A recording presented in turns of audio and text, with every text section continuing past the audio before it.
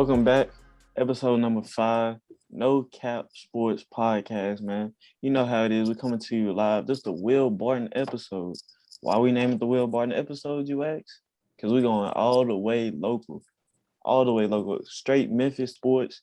You know, Memphis not a part of Tennessee. Memphis is a state. We're going to cover Memphis first, but we got to talk about the Titans because Memphis ain't got a football team yet. So anyway, we're going to jump straight into this episode. Vance, hit that 5, man. Yeah, man, we're going to switch it up on y'all. I got the 5 today, playing the reverse Uno card on Josh. But anyways, bro, I got a question for y'all. I'm going to ask y'all for 1990s, 2000s, and 2010s, Mount Rushmores of rap. So I'm going to start off with the 1990s. Who are your Mount Rushmores of rap? Since it actually is my segment, I'll go first. I'm talking about the 1990s of rap. The 1990s Mount Rushmore rap, meaning 4 names for each era. For me, there were certain locks for each era. For the 90s, there were 2. Talk about Pac and Big. Tupac and Biggie, in terms of like culturally setting the atmosphere for rap, in terms of both good and bad, in terms of lyricism, just regionalizing rap, in terms of East Coast, West Coast type of stuff, and also the violence. And but also just generally establishing rap as a mainstream music genre, which guys are taking the torch and run with it now to where rap is the mainstream genre for all ages, all generations. But we have to thank Tupac and Biggie for that in terms of the impact that they had musically, but also on the culture. So those 2 for the 90s locked in for me. Number 3, somebody that I don't think gets enough recognition now, just because he was in competition with Jay-Z, and he seemingly lost. But still, one of my favorite artists and somebody that gets regular play on my playlist, Nas. He had probably one of the most, at the time, one of the most crucial diss tracks ever versus Jay-Z. And then just his lyricism coming out of New York, his wordplay, and the way they came out with Illmatic, that's probably one of the best debut albums ever. So, and then for the 4th one, gotta go with Snoop. In terms of somebody, we talk about cultural impact, like Snoop is still relevant to this day. And we talk about he has a show with Martha Stewart now, but we don't remember this is the guy that came in the rap game trying to beat the murder charge. So he's definitely had a wide variety of lifestyle and characters that he's played throughout his career. And also he's been a part of 2 of the biggest record labels ever. We talk about Death Row and No Limit. So that's my 90s Mount Rushmore. Let me hear yours, Nick. Yeah, so for my 90s list, of course, Snoop was a lot. Big was a lot. Had to like those 2 in. My other 2, they kind of fringe 90s, 2000s, but that's Jay-Z and Outkast, man. When you think about Jay-Z, that's that East Coast. The bars, would you rather go to brunch with Jay-Z or take 500 million? I'm taking the brunch with Jay-Z. And then you got Outkast. They changed rap. They made rap what it is now. So that's who I got to go with. That's my Mount Rushmore for the 90s. I don't know, bro. That's kind of weird. What makes you take dinner with Jay-Z? That's what I'm saying. You want dinner with a man over some money? Weirdo. Basically what I was saying, after brunch with Jay-Z, I'm going to know how to get into the NFT game, know how to invest my money. You know what he was saying on that song on 444? You know, how he could have bought Dumbo and all of that. Now he feel like Dumbo. I'm not going to make that mistake because Jay-Z going to tell me not to make that mistake. You know what I'm saying? It's about the wisdom, the knowledge. Because you know what they always say, bro? If a man is hungry and you give him a fish, he eats for a day. But you teach a man to fish, he eats for forever. That's what Jay-Z going to do. He going to teach me how to fish. There's also another saying, bro. You can lead the horse to the water, but you can't make it drink. Say it again, fans. So you saying Jay-Z a horse? Bro. He look like one. Anyways, bro. What's y'all's list for the 2000s? I'll start this one off. I'm going first. So your list is weak, so go ahead and get that weak shit out the way. My list, you can't say 2000s without one person, and that's Soulja Boy. He made music what it is today. We wouldn't have YouTube. We wouldn't be streaming music. We wouldn't be flashing. We wouldn't be wearing Bape if it wasn't for Soulja Boy. I know Josh don't know nothing about Bape because he can't dress. He don't know about that Bape and Ape lifestyle yet. So also in the 2000s, another fashion influencer, Kanye West. One of my favorites of all time, you know what I'm saying? The GOATs of the GOATs. And then you get down on the list, gotta go with Gucci, bro. Big Gucci, fat Gucci. ice cream cone tag Gucci. You know what I'm saying? Underbite Gucci. Stop Oh playing. God, Bar sleepy assistant Gucci, Guwap. Quit playing with him. sleepy Gucci. And then I know it's supposed to be 4, bro, but they gonna have to like split a head or something because I couldn't decide between 2 Chainz and 50 Cent, bro. 50 Cent hard, but 2 Chainz had them hits, bro. That Duffel Bag Boys, that's an anthem. It's an anthem. Yeah, for all the people that are listening at home, yes, there was an obvious omission from Nick's list. And yeah, he doesn't know, he's not culture or in tune to the hip hop community at all whatsoever. And just for the record, so he can get canceled as quickly as possible, he likes Travis Scott. But anyways, my 2000s list, we're gonna start out with the best guy to ever hold a microphone. I've stated on multiple times, Michael Dwayne Carter. Nick, even as ignorant as I know you are to be about music and hip hop, I still cannot believe you let them off your list. You talk about the Carter series, something that started in 2000, just released the 5th installment last year, I believe. Greatest hip hop album series in hip hop history, gotta be up there. Then you talking about dedication, all the dedication that will drop too. Those 2 series alone, that puts Lil Wayne in the pantheon of hip hop MC rappers, whatever you want to call them. So yeah, ignorance on your part, brother. But you know, it's kind of expected from you. 2000s for me, I still went off your 90s list. Jay-Z, yes, I know Reasonable Doubt dropped in 1996. But you talk about American Gangster, Black Album. Don't know what I killed that nobody's supposed to talk about, but I kind of like it myself. Yeah, a lot of his major damage was done in the 2000s, so I'm gonna slide him on my 2000 list. Again, my third guy on the 2000 list, Kanye West.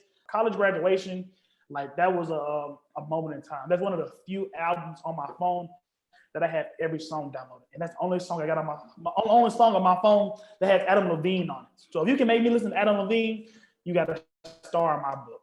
And then fourth, somebody that I don't think is enough credit nationally, just because of he's not as wild as Kanye, but he's authentically Atlanta. And he's he can be abrasive sometimes. Tip, King of the South, man. You talk about guys that started the movement in terms of Southern hip hop. Obviously, go back to like Master P and the 3 6 Mafia. But in terms of this 2000 era, Clifford Harris actually kind of took the ball and ran with it in terms of urban legend, popping out with that. The T.I. versus Tip album, Paper Trail. T.I. was definitely in his bag in the 2000s. And then of course we talk about the T.I. Shot at Low Beef. We got the iconic diss song What's Up, What's Happening.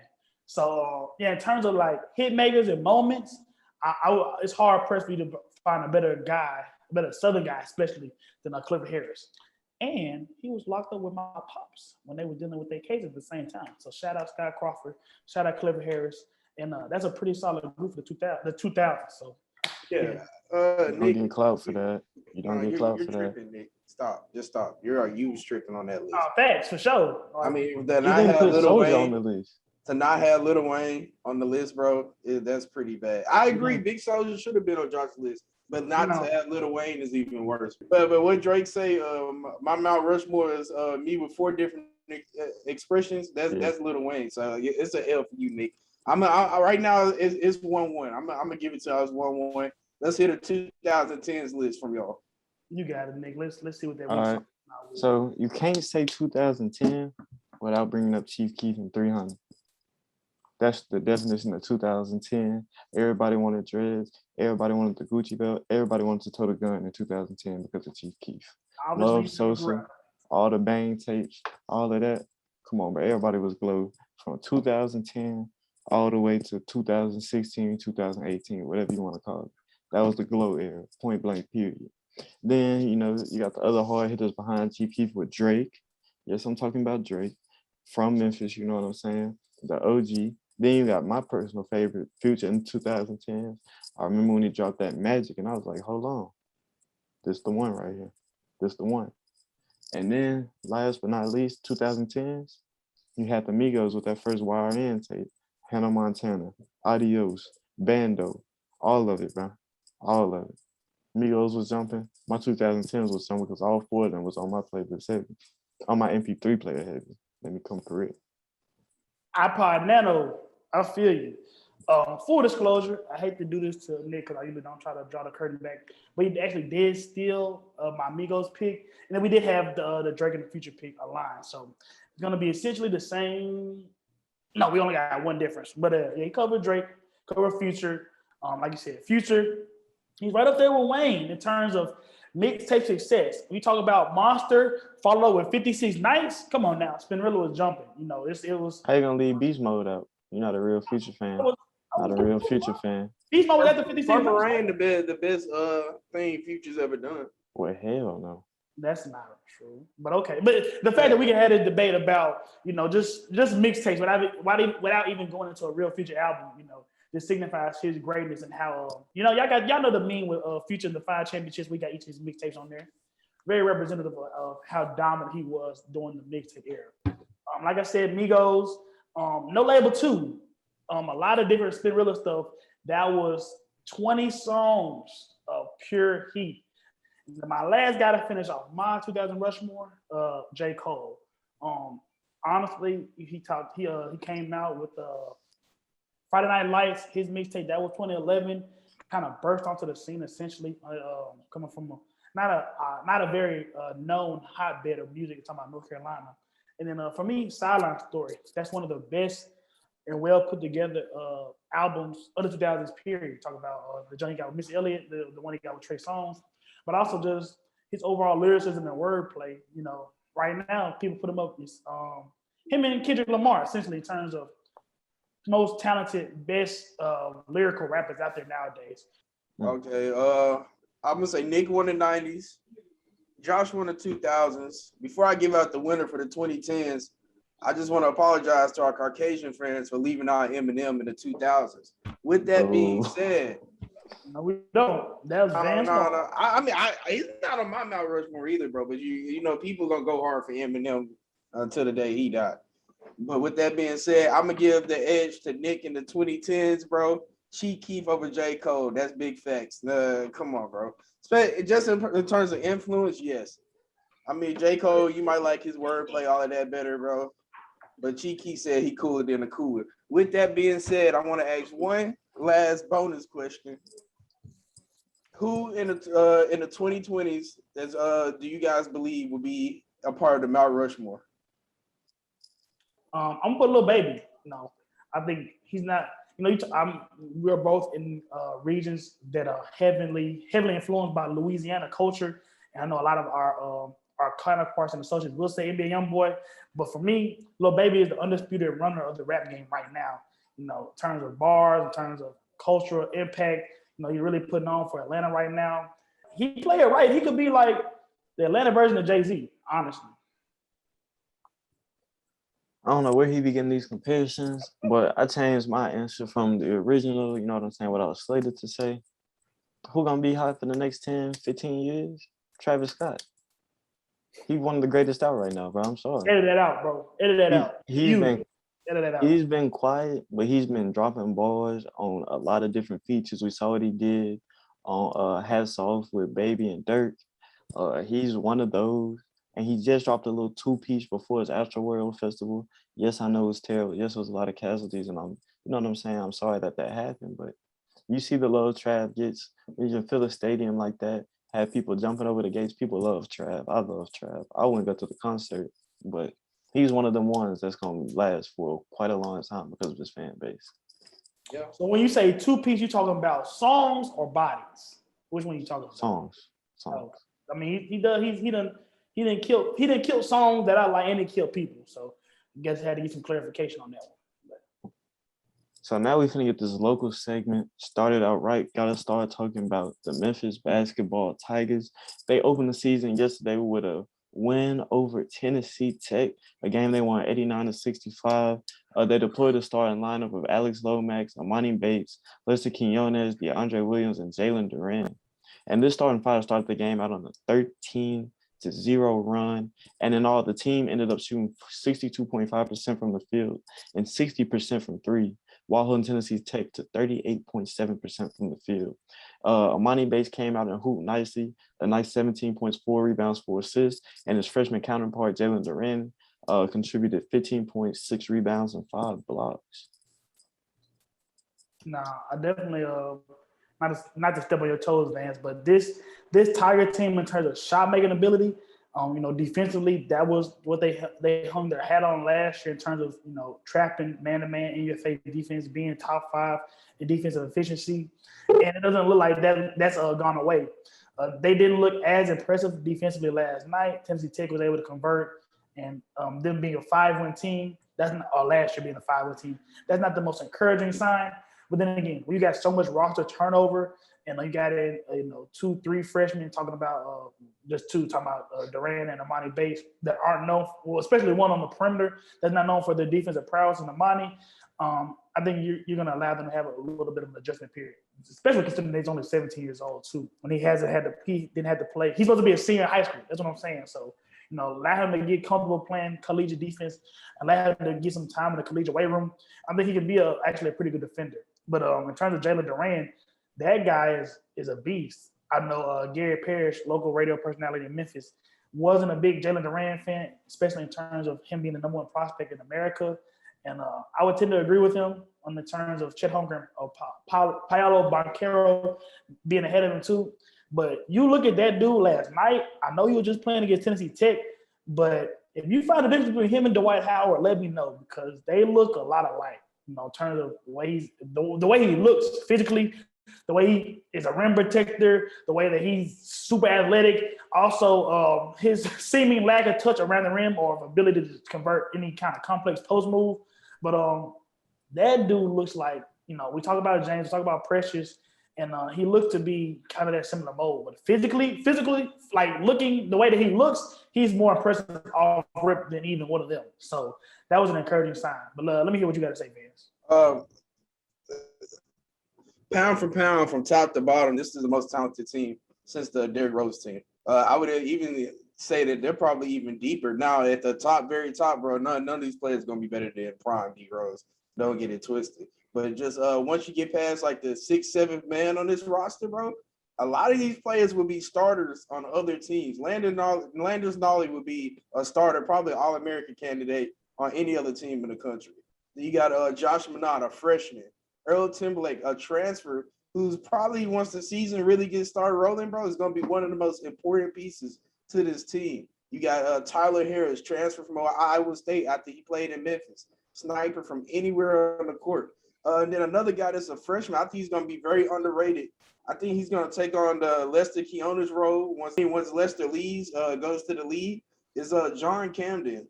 6'8" shooter, bro. He can shoot threes from anywhere on the court. I like what I see from him. Then you got Chandler Lawson, transfer from Oregon. He did good things, helped lead the Oregon team to the Elite 8 last season and a Sweet 16 appearance in his freshman year. And then I just really like what I see. Then you got Jonathan Lawson. He's going to redshirt this season. But I think 1 year in college under his belt, he's going to be even better next season. No, that's a fact. Going off what Van said, you have essentially 2 starting lineups. Like if you threw at a lineup, right? If any collegiate basketball team threw at the lineup, Earl Timberlake, Shannon and Jonathan Lawson, Landis Nolly, and what's the last boy's name? Josh Minot. That's like a top 25 level starting 5 right there. Bro, that's 20 wins. That's what I'm saying. Mid-major, that's 25. So yeah, like that length, that athleticism. With the shot making ability that you have in Imani and then Lester, he's always been a pretty good shooter, but his stroke looks a lot more confident now and probably a lot quicker. This team, like we talked about last year, the biggest struggle they had was protecting the ball, and that didn't go away. But in terms of their ability to create offense, that look like that problem's a thing of the past. So I'm really excited about what we can do in terms of going forward, especially in the AAC that looked kind of bad to start out the season. Man, Jalen's going to be the best big that we've had in a long time. Just a true center. I mean, we had to move Precious in once James got suspended and then he left, but he's probably going to be the best center since Dorsey, literally. Well, I was about to say, I think that's also interesting because especially with Penny talking about Amani's going to play a lot of minutes at the point, I think that allows for Penny to throw out some interesting lineups with Amani at the point and kind of play around with that starting lineup, whether it's surrounding him with shooters, leaving Durant in the middle of course, but surrounding him with shooters and just playing with that lineup because we saw Alo only played, I want to say 18 minutes. Yeah, he only played 18 minutes last night. Yeah. Yeah. So it's like Amani got a lot of run on the court as the primary ball handler, and I think that's something Penny's gonna want to do more and more as the year progresses. A big thing about Amani though is like just to be the main playmaker. That doesn't necessarily mean you got to be the point guard on the court. You know what I'm saying? Because a lot of plays he made was off the dribble, and then he dumps it off to the big man real quick, or he makes the right pass. He makes a lot of right plays, just catching the ball on the wing when the defense is shifting around. So with that being said, Lomax can still come bring the ball up the court. You know, he'll be another ball handler. Yeah. But when it's crunch time and you need buckets instead of just trying to play defense, like it'll be rare. It'll be very easy to slide in Landers or any other player. You can slide in Landers, Joshua Minott, John Camden, Tyler Harris. Even if you just need an extra score. So I mean, for the most part, I believe Alex Lomax is a jack of all trades. If you need something done, he's one of those guys you can slide in anywhere on the court. You know, we all know Alo is Penny's guy. He's been coaching him since he was 6th grade. There was no possible way that even if he's not the best guy, not one of the top 5 guys on this roster, he was gonna hold down that starting point guard spot. And you can say it deserved because outside of Alo, there's no true point guard on this team. But in terms of like switchability, length, athleticism, and who I want to crunch, here's the thing. We talk about crunch timelines? We'll get into it a little bit later, but what is it in the crunch are you going to need? Are you going to need somebody that's going to get you into your sets? Are you going to need somebody that's going to be able to facilitate offense and get these guys settled down when you have your freshman at a Wichita State? I mean, I'll probably put Alo on the court. But for me, you talk about the most talented lineup you can have, throw out Imani, Lester, Josh Minott, DeAndre Willis, and Jalen Duran. Josh Minott, that dude is tall. I know they listed him at like 6'9". He looked like he was like looking Jalen Duran in the eyes. And if he can do what in terms of handle himself on the perimeter, he knocked down a nice 3. He can facilitate the ball. He can look like he can handle the ball on the perimeter a little bit. That dude's gonna be a problem. We're not gonna if he can continue to develop and do in terms of what Penny can do with wings, we're not gonna get more than 2 years of him. But honestly, I think it's between him and Landers essentially. Landers seems to be really content in terms of that 6-man Lou Williams instant offense role off the bench. Then that's the role that he's cool with. That's cool. That's fine because that's would be a tough play. That would be a tough pill to swallow for a lot of seniors going into their last year, especially NBA aspirations. But that just speaks to his selflessness and his ability to find his niche on this team. But for me, when you talk about that lineup, like I say, you can swap out Minott and Landers depending on how you're feeling. That's all. I think it's Amani, Lester, Josh Minott, DeAndre Willis, Jalen Duran. Those are all guys between 6'8", 6'9", 7 foot that you can switch legitimately 1 through 5. So that's scary. To have that amount of length and athleticism on a college team, like bro, no guy shorter than 6'6". Where do they do that at? This NBA lineup that can't compete with. Yeah, bro. Blindly, if you just look at it blindly, that looks like an NBA lineup. But I really like what Penny did last night against Tennessee Tech. And where only 5 players played over 20 minutes. Like as deep as he went into his bench, the 5 players that played over 20 minutes was Duran, Bates, Keonis, Williams, and Landers. And so two more guys, only one more guy played over 15 minutes. That was Alo at 19 minutes. So I mean, while he did go deep into his bench, of course, it ended up being a blowout. He did make sure he had his nucleus on the court at all times. Yeah. And so, kind of looking forwards past the Tennessee Tech game, Memphis has, they've got a nice schedule of non-conference games, but no non-conference games are bigger than the back-to-back they have against preseason ranked number 14 Alabama and number 18 ranked Tennessee before they get into conference play. So looking at this Tigers team, how do you think they'll stack up throughout their non-conference schedule? That'll be a big thing for them. Talk about Alabama, a team that was in the Elite Eight last year. They lose Josh Primo, but they bring back Javon Quinley. They bring back a Jaden Shackelford as one of the most potent teams in the SEC. That'll be a good litmus to see where they would stack up in a P5 conference because like I talked about earlier in the show, the top of the AAC looked very bad last night. You talk about Houston getting taken to overtime by Hofstra and them being down late to them, and then Wichita State, going down to the wire with Jacksonville State, especially with the strength of schedule concern that you have in the AAC, Memphis is going to need those 2 wins you talk about against Tennessee versus Alabama State, just Alabama. Think about my swag. I'm sorry. In order to legitimize their resume for the NCAA tournament, or otherwise, it's going to look like a lot of the Conference USA days essentially. So in terms of what they need to do non-conference, they got they only have you said non-conference, but they only have 3 ranked teams on their schedule currently. Talk about, like you said, Alabama, Tennessee, and they're playing Houston twice. They have to at least split those 4 games in order to, I would say, measure up to expectations that we have for this program. And 3-1 will be optimal because, I think you got to take at least one of the Houston games because apparently they don't look that good. And then I don't know if I'm being, homer or over optimistic or what else, but Alabama's really fast, but they lost John Petty and Josh Primo and Herb Jones. They lost a lot. In Tennessee, outside of Kennedy Chandler, what are we really talking about? So I would predict them to be favored versus both of those teams. And even in the AP poll, they're ranked 12th, and Alabama's 14th, and Tennessee's 18th. So just from my perspective, those are 2 games you got to take. So a big date for them is Wednesday, November 24th. That's the day before Thanksgiving. They travel up to Brooklyn, New York. I'm actually going to be going to that tournament. It's the NIT preseason tournament. And 3 games before that, they definitely have to go undefeated. That's going to be really big and to carry momentum into that game against Virginia Tech. They play, and in 2 of those games, they play St. Louis Billikens. That's going to be St. Louis is always a solid team. They are probably 2 out of every 3 years they're going to make the NCAA tournament. Now, regardless, they're probably going to be at the top, if not in the middle of the pack of the A-10. So I feel like you definitely got to win that game. Then they got to get that game right after that, 3 days later on Friday, November 19th. And that's against Western Kentucky, as you guys know, last season. Second game of the year, Charles Bassey just kind of took our lunch money, and they stole a win from the Memphis Tigers. And so with that being said, you go into that tournament, hopefully 4-0. And then if you can do that, I believe why not win both of those games in the NIT tournament? It's going to be 2 very winnable games. First one against Virginia Tech, and then the second game, the championship game against a team to be determined. And then that's where you get into the meat of the non-conference schedule. You're going to have Georgia and Ole Miss. So you're basically, and then Alabama in 3 out of 4 games. You're basically playing the SEC schedule. I lied. It's 4 out of 6 games because right after that, you got Tennessee.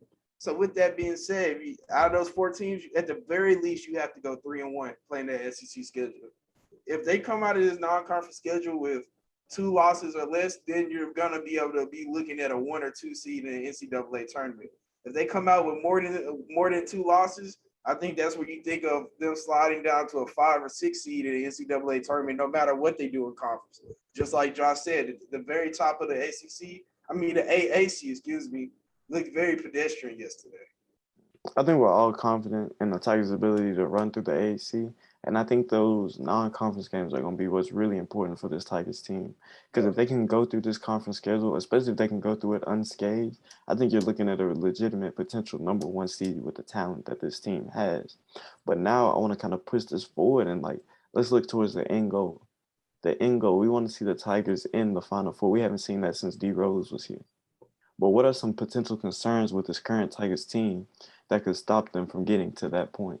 Man, the biggest concern is going to be what it's been for probably the past 4 years, definitely since Penny's been there, and that's offense, making sure that the offense is running smoothly. Now they do have the skill players, the snipers, the scorers, everything that you need. Now can you put it together? They scored 89 points yesterday against an inferior team.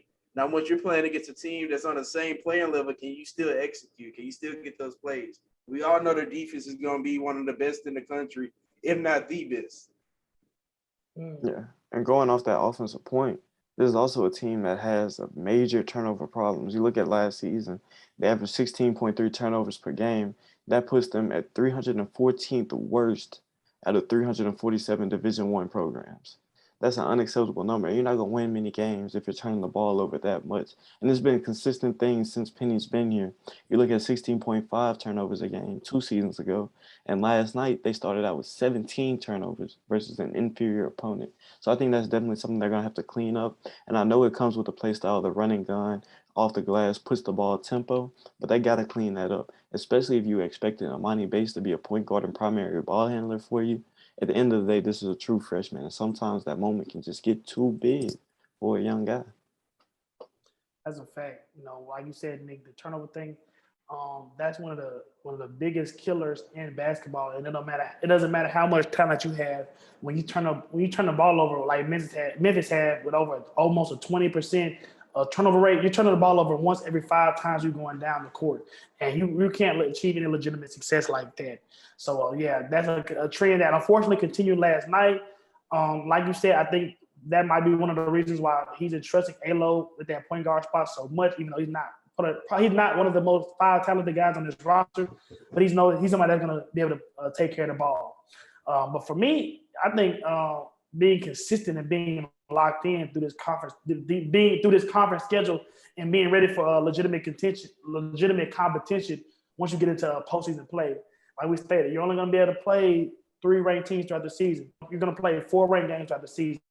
And I worry about this team losing consistency throughout the year. Throughout that conference schedule.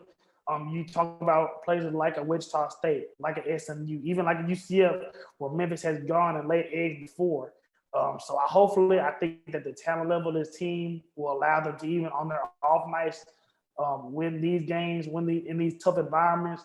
But I do worry about going with seemingly looks like maybe a 1 or 2 bid lead, how well prepared they'll be to play high level competition in the NCAA tournament.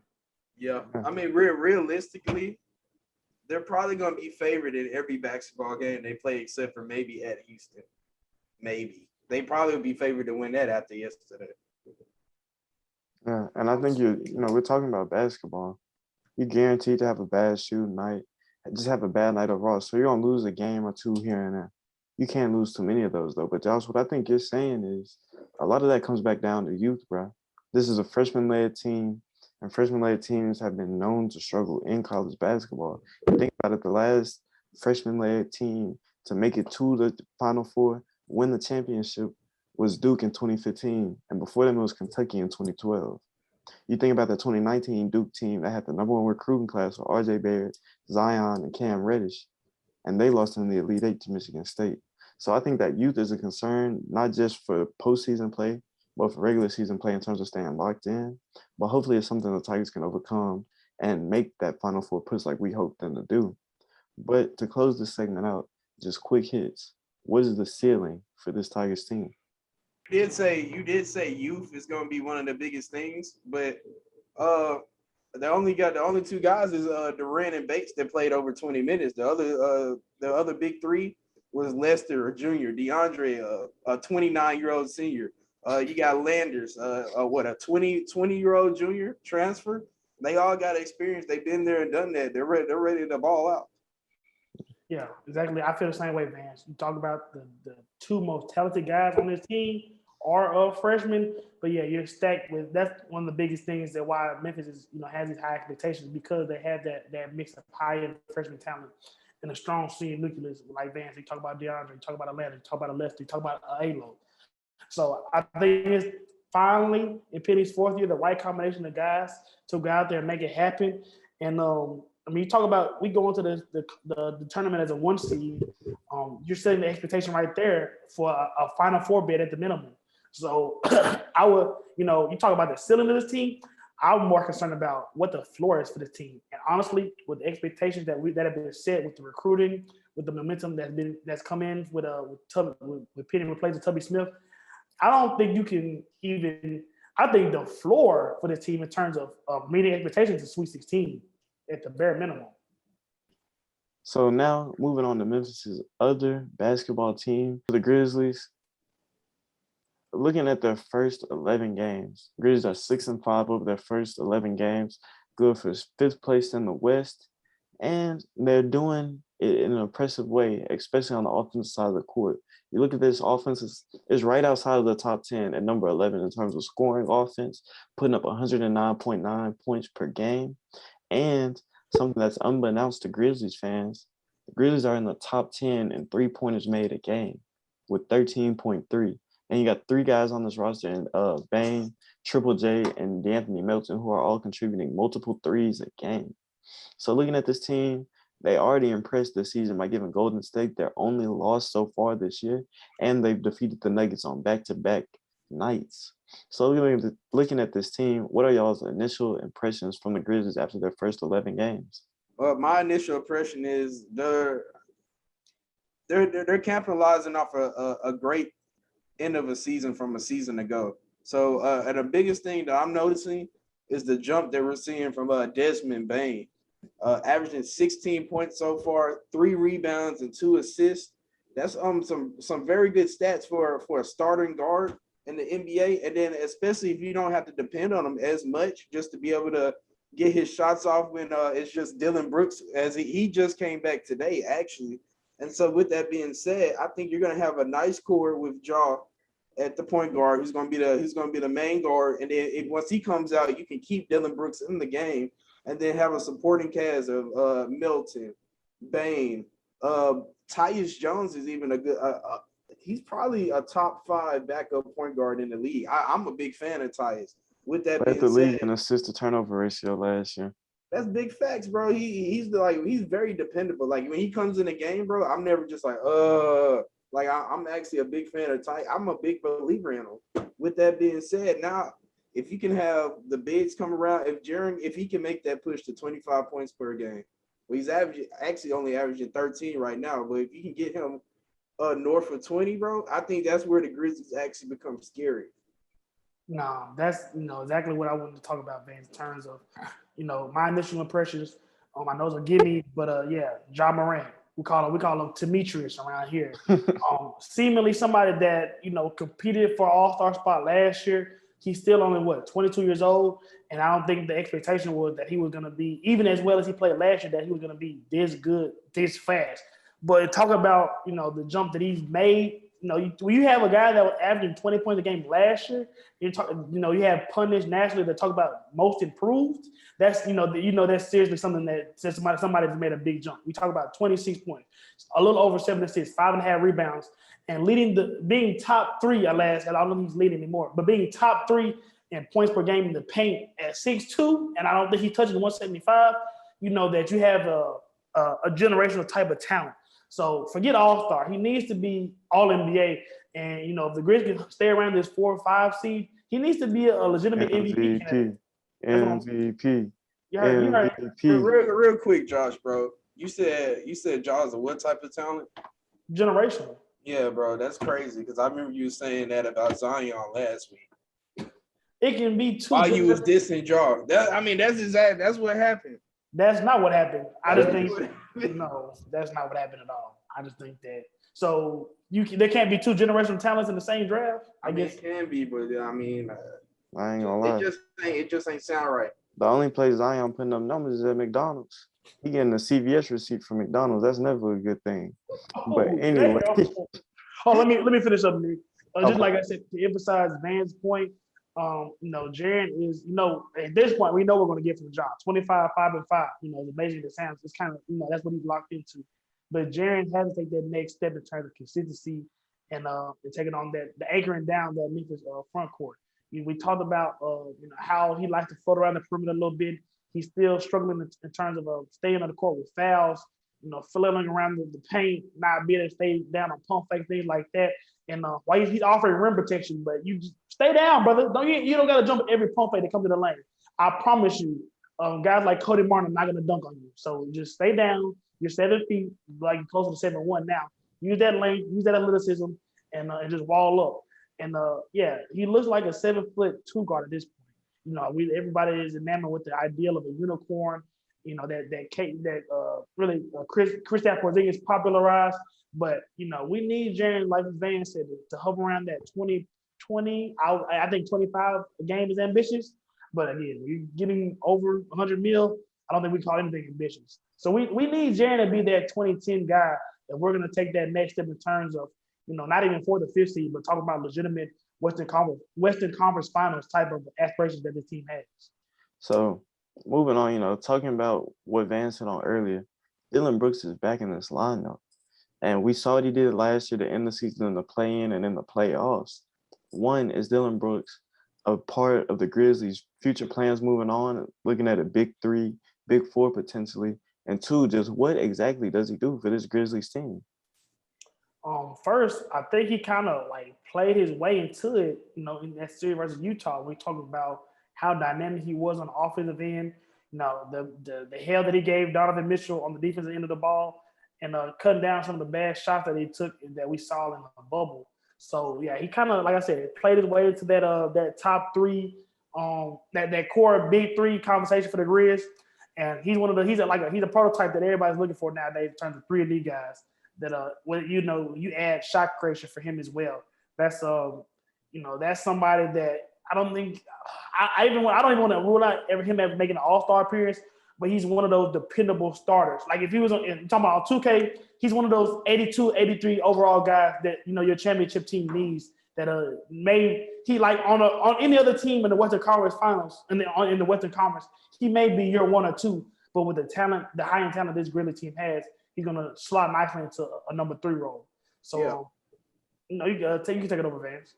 Oh man, like you said, him playing his way into the big 3 role. The crazy thing is, he's the second best player on the Grizzlies. I think he's at this point, just right now at this point, especially with him being 26 years old now, he's definitely the second best player on the Grizzlies. He's matured.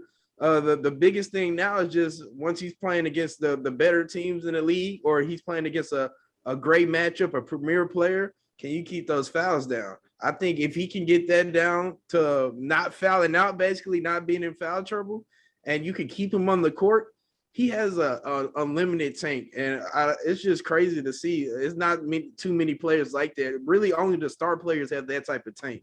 You have a couple of role players, that's their job to have a tank. But while he has that unlimited tank, he has a skill set.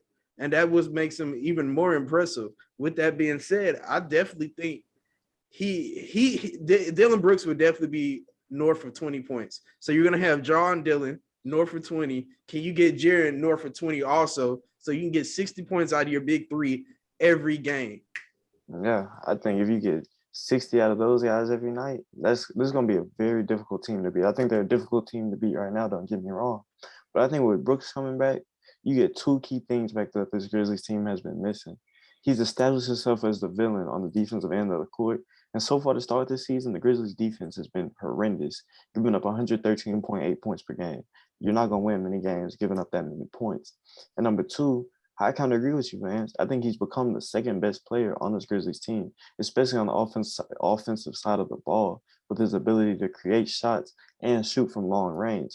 Last year in the play-in and in the playoffs, he was putting up 24.5 points per game, shooting 34% from 3. But I will say, with him back in the lineup, 11 games in, I think it'd be interesting to see how Jenkins plays with the lineup, because I'd be more interested in seeing Bane slide to the bench as opposed to Melton. And that way you get 16.3 points off the bench instead of starting. And that kind of supercharges the Grizzlies bench, which we've known to struggle in past years when it comes to scoring, that is. I like that. Putting the more talented and the more offensive output on the bench. This is not an angle that I considered.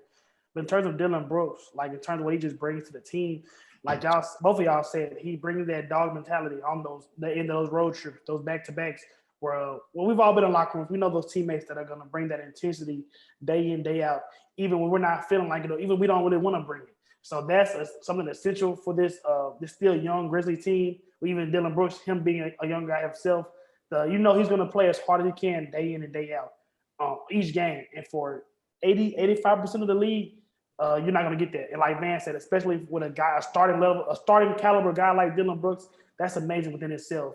And his ability to do that while also being like, this is a guy that you put on the other team's best offensive player. You can put him on a Curry, you can put him on a Luka, you can put him on a Bron. And he kind of, he doesn't neutralize. He does hold his own. He did a really good job on Donovan Mitchell in the playoffs last year. This is a guy that you can take that pressure off of D'Anthony Melton. You can hide Jaw a little bit more. And talking about, we'll get a little bit into it a little later in the show. But in terms of some of the defensive liabilities that the Grizzlies have faced, I think he does a little bit to alleviate some of those concerns. Yeah. So, like you said, those defensive liabilities. Personally, I think that's one of the things that's going to hurt this team from taking that next step and becoming a legitimate playoff contender. But I want to hear what you guys think. Like, what are some other factors that can harm this Grizzlies team from reaching their full potential, reaching that ceiling? They're not going to reach it this season. I think the biggest thing is that at this point now, you're looking to see what players can you will be a part of that championship team, and what players are you going to try to trade for the bigger piece, maybe on an expiring contract when you go for it all. I think right now, the only player that's safe is Jaw. Every other player, at this point, they're both all the other players. They're doing a great job of contributing to the team night in, night out. Like I said, 16 from Bane, 13 from Jaren. Even Milton's giving you 13 as well. With that being said, what players are you going to keep, or what players can you keep for a championship team? I believe all those players could be a part of a championship team, but what players are going to be the ones that's the trade piece for the star player that you're going to try to go for it in the long run? Well, here's my thing, bro. I think right now, at the current moment, I think the Grizzlies have a solid roster to make a push. To win the championship? I'm not going to say win a championship this year, because I think I still want to see more out of Jaren in order for that to come to fruition. And I want to see how this team looks with Dillon Brooks back in the fold. But what's been missing in Memphis is an all-star caliber player. And Ja Morant has grown into that. And I think Dillon Brooks has grown into a nice second option like we saw in the playoffs. So I think a core of him, DB, and Jaren Jackson, if Jaren Jackson can determine that he's going to be a real unicorn and not just a 7-foot shooter, and stops taking before I get into Jaren, bro, before I go deep in this, we ain't got enough time for that, 54% of his shot attempts are from three. That's why I got upset, bro. Just thinking about it. He's 7 foot tall and 54% of his shot attempts are coming from three.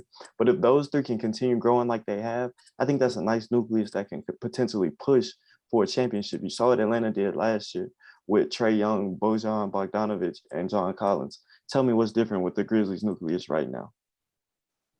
The West is better. John Collins goes in the paint. With that being said, prime Jaren Jackson, what's his stat line look like real quick? Bro, 18. 20. Okay, 11 rebounds, 3 blocks. Yeah, that's good. That's good. Yeah, I know. I feel your frustration when you talk about somebody that's talented and that could be as physically dominant in the paint. And Jaren taking over half his shots from the 3-point line. And yeah, it even looks crazy in the game that you have open rim runs. You got the ability to attack the offensive glass. Their benchmark of 8 to 10 rebounds a game that we really want to see is available to him right now. But too often you see him, a 3-on-2 or 4-on-3 situation. He's gonna flare to the wing. He's gonna flare to the corner. And yes, we know that he's a good shooter, but we need you to be a good big man, son. So, I know that I don't know what that's probably the next step in the development for me. So the Jaren, stop letting him be so trigger happy. Stop letting him float around the perimeter because, as much as Kristaps Porzingis looks good, we need New York Knicks Kristaps Porzingis and not Dallas Mavericks Kristaps Porzingis. We talk about Jaren Jackson. We just talked about Zaire Williams. I know he was hurt this game. And he hasn't looked really that good at all in terms of these first 11 games. But he's like we talked about during our draft piece, he's a boomer bust guy. This Grizzly team, for all of its strengths, they're small on the perimeter. You got a guy in Dillon, 6'5", Desmond Bain, 6'4", another guy in D'Anthony Milton, 6'3", 6'4", the best. Zaire Williams, he is that jumbo size wing at 6'8", 6'9", that the league is leaning towards when you talk about Luka, you talk about a Braun, you talk about even a guy like Giannis, that guys are 6'8", 6'9", 6'10", that are primary facilitators. And as much as we like, a Bane, a Milton, a Dillon Brooks, there's so much that you can do at your side to be able to contain those guys. So you need a guy like Zaire Williams to be able to come in, as a legitimate defensive stopper, but also somebody that, does provide that shot creation and that facilitating ability at his size. And I think if he reaches that ceiling that we see him as one of, a top 5 high school recruit coming out of high school, not the disappointing freshman season that he had at Stanford, I think that could be the next key to unlock this Grizzlies franchise and get them to that fine. That's a good point. I honestly forgot he was on the team. That's a great point. I think you brought up a good point with Zaire because he brings that offensive swagger that we need too, both ends of the court. We need Zaire to come top off about like 15 points, 4 or 5 assists, and be able to consistently fill that DB role in terms of being able to guard the other team's best player. And kind of going back to your Jaren point, bro, I think this Grizzlies team is going to be optimized with using Jaren as a stretch five, but he has to unlock his potential to become that stretch five. But to close this segment out, similar to what we did with the Tigers, what's the ceiling and what's the floor for this Grizzlies team? You talking about ceiling, just about this season or like overall? This season. This season, I mean, they just beat a team in the Nuggets and the Clippers that were on the precipice of the Western Conference Finals. So I'll put this still in the Western Conference Finals, but you know, the floor, you know, it's still a very young team, and as much as we love the offense, the defense has been equally as bad. So I think it's probably going to be one of the wider gaps in the league in terms of boom, Western Conference Finals. But this team, if they play like they played against tonight in Charlotte, this is a team that could easily miss the playoffs in a very tough Western Conference. I believe the ceiling for this team is if everything breaks right, Western Conference Finals. I believe the floor for this team is a first-round exit, just like last season. I honestly believe once everything's said and done, it's going to be probably two elite teams. I believe one elite team in the West is going to be the Warriors once they get Klay Thompson back, maybe even James Wiseman. They're elite right now. That's what I'm saying. So it's just like that's going to push them over the top. Klay Thompson will come back correct. I mean, even if he's not in shape, that jumper is going to be right. So that's going to be scary to deal with on its own. There's probably going to be a second team to emerge. Right now, if I had to take a guess of the second team to emerge, I would guess the Utah Jazz in the Western Conference. I believe the Lakers right now, they're not gelling right. But then again, LeBron is in that type of mode, and then anything is possible for the Lakers. But if everything can break right for the Grizzlies, you know, avoid the Warriors in the playoffs. Although they own the Warriors, they haven't lost to the Warriors in the last 3 games. Yeah. So with that being said, I think things could break right and they can honestly make it to the Western Conference Finals. I like it. Moving on to Memphis's adopted football team. We don't really claim them like that. They're more like a stepbrother to us. You know what I'm saying? The little one that you beat up. Yeah, you know what I'm saying? Because if you would have asked me who Memphis's football team was, I'd probably say the Cowboys or something. But like I said, this is the adopted football team just because they're winning, and that's the Tennessee Titans. So, yes, sir.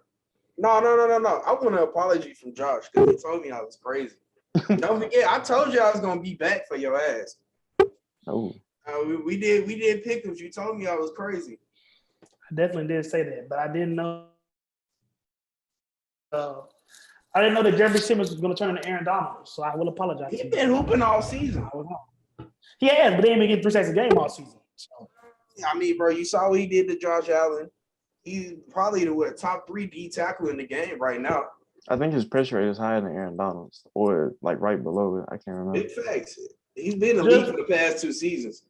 Even though you didn't apologize, the Titans whooped up on the Rams on Sunday night for the whole nation to see. Final score 28-16. So, what does this win over the Rams tell y'all about the Titans? Take the floor, Vance. It tells you that it's been a long time coming, but our defense is elite. PFF. There was you know how they showed a little Sunday night football ticker. All the players do their little intros, and then they show the PFF ranking. Apparently, we had the best safety duo in the NFL. Kevin Byard, number 1 in the NFL. Armani Hooker is number 3 in the NFL at strong safety. Then, although we lost Caleb Farley early in the season, and we lost Fulton, so we're down to Janoris Jackrabbit Jenkins, who's in his probably 10th year. Really, the defense is the hardest keeping us in the games. The offense is still trying to find its groove. And now it's even worse without Derrick Henry. The O-line is makeshift, pedestrian. No, that was facts. That was kind of the tone that the offensive line we won with Chandler Jones. I ain't gonna say it. 5 sacks against a single offensive tackle. Yeah, that's kind of Taylor Lewan. What? So yeah, get him out of there, coach. That's the one. That's what he won. You talk about. You just throw anybody. The first person you see off the bench and throw him in the game because that's horrible. And when you had to go on Instagram after the game and give props to your opponent, you just got little boy. So yeah, that kind of set the tone for his season. And I think last week, no, it wasn't last because he got hurt in the Buffalo game. And he's been somebody that I looked at as kind of a Pro Bowl level talent to one of the worst starting tackles in the league right now. So honestly, it's been a crazy switch up. We talk about with the Grizzlies transitioning from the grit and grind era to the high flying 3-point shooting area of Ja Morant and Desmond Bane. And the Titans have had kind of a similar turnaround. We talk about Ryan Tannehill, Derrick Henry, AJ Brown, one of the most high octane offenses in the NFL the past couple of seasons, with now having success dominating on that defensive front. And like you said, Vance, this offense still looking to find its tempo.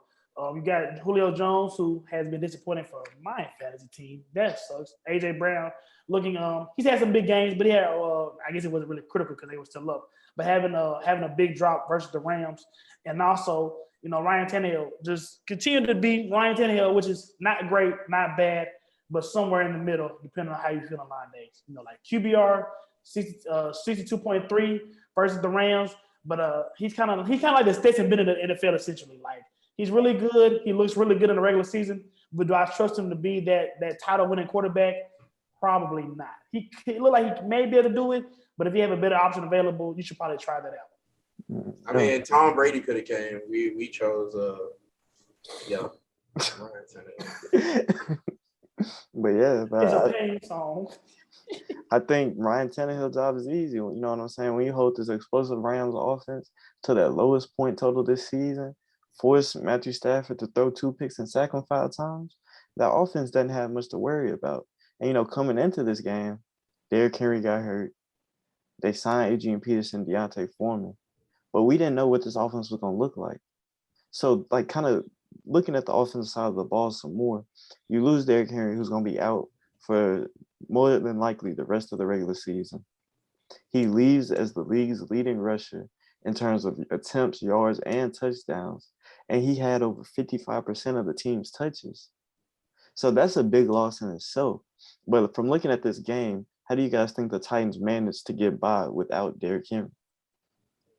Man, offensively, I think it's going to be a lot of going to be a lot of game management in terms of. I don't think the formula is going to change, bro. I just think the way we look dominant is definitely going to change. I don't see us blowing out anybody else in the rest of our schedule, even though we play the Texans twice. When you look at the defenses that we play, bro, it's going to be an ugly little stretch, but I feel like their offenses are just as sorry as ours. So we got the Saints this week, backup quarterback. The defense is still nice. Then we got the Texans. That don't count. They're trash. The Patriots.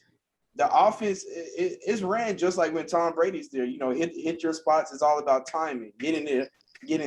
Then their defense is still elite. Then after that, you got the Jaguars. As bad as their offense is, their defense is still respectable.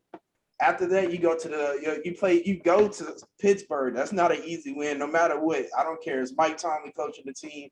He's gonna find a way to go 8-8 or better. And then you got the 49ers. As sorry as Jimmy G is and the offense is, the defense is still there, bro. You still got Nick Bosa. You still got Fred Warner. You still got stars all over the field. And then you got the Dolphins. That's gonna be a long day for AJ Brown and Julio Jones because we don't have Tom Brady. We have Ryan Tannehill. And the last game we got the Texans, so it's gonna be a rough patch for the Titans offensively. But I feel as if our formula is still gonna it's a winning formula, bro. And Mike Vrabel, he's an exceptional coach, and I'm happy to have him as the head coach of the Tennessee Titans. Yeah, but I think losing a guy like Derrick Henry hurts because there's no way you can replace Derrick Henry, bro. You just look at him. There's nobody who's toting the ball built like that, and especially considering, like I said, he has 55% of the team's touches when he went down. That's a lot of offense coming from one guy, bro.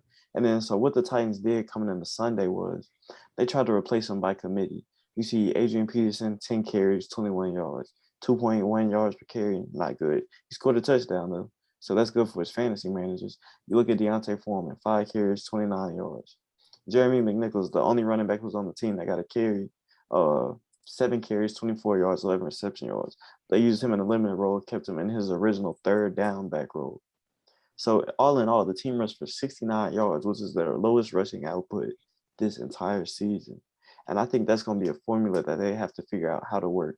what kind of schemes do Peterson and Foreman like? How can they make them more explosive in this offense? Because at the end of the day, this is a run-based game control, ball control offense. Because you look at it, bro, the Titans are also sixth in play action passing. So a lot of their play action stuff comes off that dominant run. Just the threat of Derrick Henry being in the backfield. Neither one of those guys is as big as. But and again, you bring in, which is one of the 2 to 3 best receivers our generation. And outside of that one game in Seattle, he looked really pedestrian. So this is the point of the season where Julio Jones earns his money. AJ Brown or pulls his hamstring. That one seems a little bit more likely, actually. But you got AJ Brown. He looked like a number one, a top 5 receiver, honestly, these past couple of weeks. And now, like Nick said, this is what you bring Julio Jones in free agency for, to replace or do his best to try to replace that offensive production in the passing game that you lost with Derrick Henry in the run game. So it's not gonna look pretty. Ryan Tannehill, it looks really weird, honestly, because he looked almost exactly the same what he's been doing, handing the ball off to Derrick Henry versus handing the ball off to Adrian Peterson, Jeremy McNichols, and Deontay Foreman. But he's gonna have to take that next step, and he's gonna have to be as good as a lot of Titans fans already think he is in order for this team to stay in stay at the top of the AFC. Hey Josh, you remember last year when Vance was saying that Tannehill was the best quarterback in the AFC, better than Pat Mahomes, better than Lamar Jackson? I remember that vividly. Is that still true, man? I still stand by it. Yeah. Boy, he beat all of them. What you mean? Who he beat this year? Josh Allen. Garbage. Who he beat this year? Pat Mahomes. Jeffrey Simmons dominated. Beat Josh Allen. Ryan Tannehill did not have a very small part. No. I'm telling you guys how it is. It was Mike White might be better than Ryan Tannehill. We lost to the Jets. We lost to the Cardinals. The first game of the season, bro. The Cardinals were 8-1. Good for them, bro. I still stand with Ryan top 10 Tannehill. Stop playing with that, man. Oh. No, you said, like Nick said, he was the best quarterback in the AFC over all the guys that we just named. And he beat them this year. So y'all can claim that. Don't even meet right. Y'all haven't beat the Chargers. Y'all haven't beat Kansas City. We're like, what are you talking about? We beat Kansas City. We destroyed Kansas City. Yeah, they did. But that's not even the same Kansas City team that's been in the past. It count. Time out, bro. Why are you talking all this hot stuff about Tannehill? Tannehill gonna have to be the guy now. So are the Titans the team to beat in the AFC now? They're the top dog in the AFC? Bro, is that what you're telling me? Bro, the games that are besides the Buffalo Bills game, all these games we won recently, bro, Derrick Henry really wasn't just getting off like that. All right, so all right, he had 140 yards in the Buffalo game? I said besides the Bills game. The Bills game, you go through all the other games, he might have had the yards, but the yards per carry was still average. It was more than 2.1. Okay, no, against the Colts, the final game that he played, he averaged 2.4 yards per carry. Ooh, against the Chiefs, he averaged 3 yards a carry. Ooh, against the Jaguars, the Jaguars, we do not care about the Jaguars. Okay, he pushed it up to 4.5. What I'm saying is the offense was still doing what needed to be done. Without the crazy production from Derrick Henry that we're accustomed to. So are they the team to beat in the AFC now? But as of right now, yeah. That's a very nice way of saying no, Nick. No. They beat all these teams, bro. I know it sounds good. It sounds good, but guess what they had? They had 55% of their offensive snaps when they beat these teams. No. But yes. Listen, because y'all are hating. This is the same type of mentality y'all had for Ohio State. They lost to Oregon, therefore Oregon. Guess what? The College Football Playoff Committee said the same thing. Oregon is ahead of Ohio State right now. They're 3, Ohio State is 4. Resume matters, bro. And our resume says we kicked the Chiefs' ass. We kicked the Bills' ass. We kicked the Colts' ass. The Jets kicked y'all ass. Okay, they beat us. The Jets also beat somebody else good. The Bengals. I mean, I'm trying to be, as much as I like, my bad, Nick, and I'll let you get to it. As much as I like to be an objective and unbiased analyst on this show, we had to mess with you. But man, like Nick said, when you lose a guy that's producing over half of your offense, you don't just turn around and become the same offensive team that you had before. You're not the same team in general. Much of Belichick Jr., bro. I don't. I believe in Mike Vrabel. Man, put the pipe down, brother. You don't believe in Mike Vrabel? I mean, I believe in him. Yeah, top But 5. He's not Belichick Jr. Yes, he is. All right. The- he ain't got a ring yet. To end it off, I know Nick has something to say. Bill didn't have a ring until he The got road- Brady. We still looking for Brady. The road to the AFC goes through Buffalo and Baltimore before it goes through Nashville. And that's that on that. All right, Point Baltimore blank, gonna let you period. down. I think Baltimore is down. still the best team in the AFC. I think if Stafford doesn't have those 2 turnovers against y'all, I think the Rams walk out But of there he easy. did. He See, y'all did, are and I killing guarantee me you, with if y'all this played if. again on Thursday night, he wouldn't. So Y'all what I'm a lot of saying, ifs. Woulda, coulda, shoulda. okay, This stuff happened. It's what happened. Facts.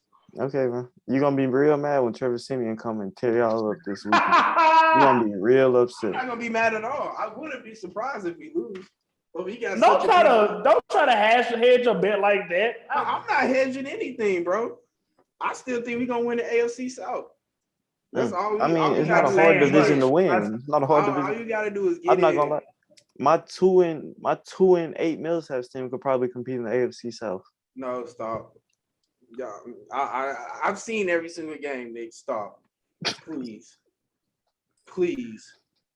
I can't speak on Millsap's football, but again, the road to the AFC, I know what I don't really care. I mean, the regular season is the most important in the field than is in any other sport. But in terms of playoff time, we're talking about Buffalo.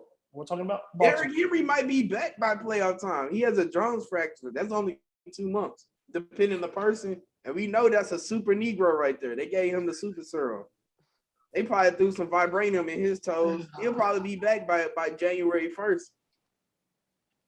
Well, he got hurt, beginning of November, end of October? Yeah. Halloween probably, October 31st most likely, or the week after.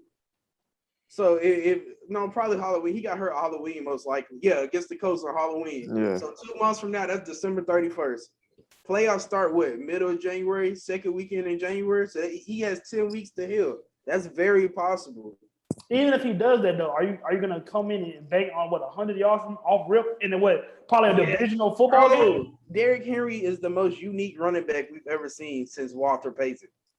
Oh. That's facts. You can say whatever you want. He's the most unique running back we've ever seen since Walter Payton.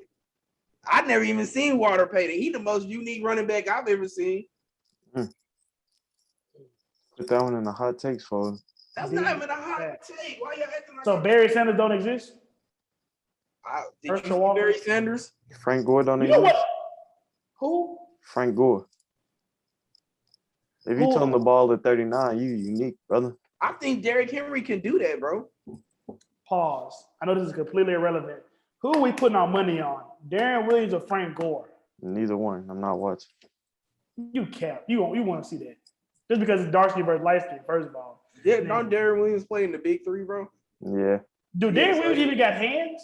So he's definitely washed. Frank Gore is still in shape. We know that for a fact. I thought he was still in the league. I ain't gonna lie. That's what I'm saying, bro. So we know for a fact Frank Gore is still in shape. We don't know about Darren Williams. So give me Frank Gore. So now we finna wrap the episode up. I know y'all might be looking for our parlay picks and our pick 'em, but now you can just go to our IG and find them, make this episode a little bit shorter, easier for y'all to watch. So make your y'all are money. welcome. Exactly. It's on our IG at @NoCapSports_. You dig? So now we can get into our game balls. I'm gonna start it out first as always. I gotta give it to the 2 Duke freshmen, Trevor Kills and Paulo Banchero.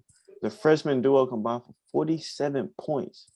And Duke's big-time win against Kentucky in Madison Square Garden. First win of the season. The freshmen out here hooping, brother. That's my game ball. I like it. I like especially the Trevor Kills pick.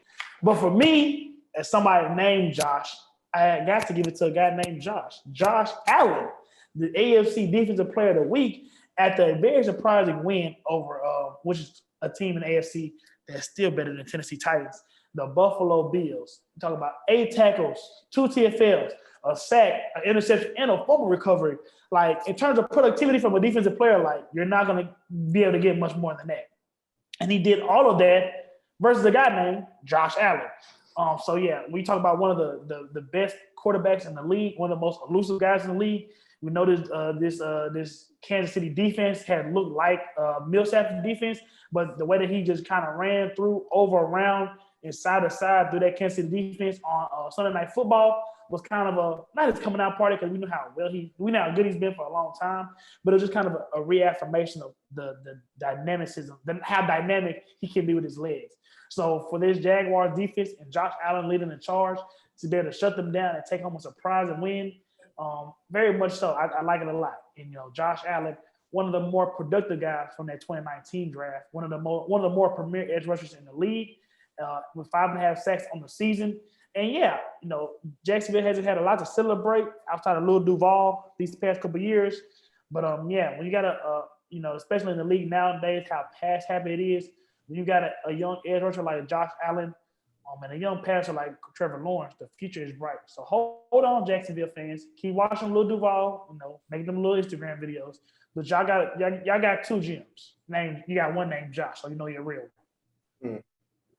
Yeah, bro. Tennessee Titans beat the Buffalo Bills. The Jacksonville Jaguars beat the Buffalo Bills. And the Tennessee Titans beat the Jacksonville Jaguars.